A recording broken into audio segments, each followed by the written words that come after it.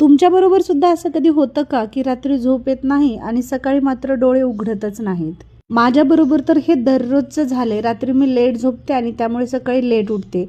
आज सुद्धा मला खूप झोपायची इच्छा होती, पण दूधवाल्याने बेल एवढी जोरात वाजवली की मला गाढ झोपेतून उठावंच लागलं. तसा हा रोजचाच रुटीन आहे. तो बेल वाजवल्याच्या नंतर मी काय धावत पळत बाहेर जात नाही. तो बॅग बाहेर ठेवून निघून जातो.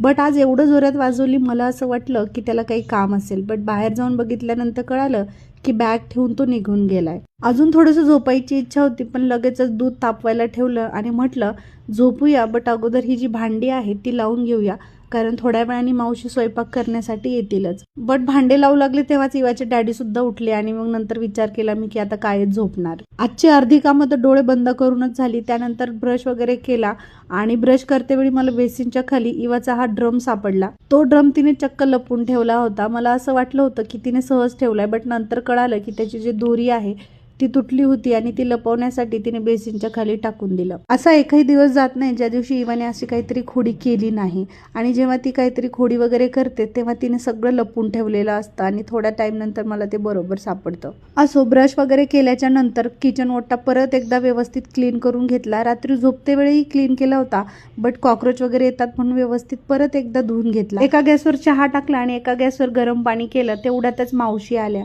अशा प्रकारे आजच्या दिवसाची सकाळची सुरुवात झालेली आहे. पूर्ण दिवस तर कामं चालतच राहतील. भेटूया उद्याच्या ब्लॉगमध्ये.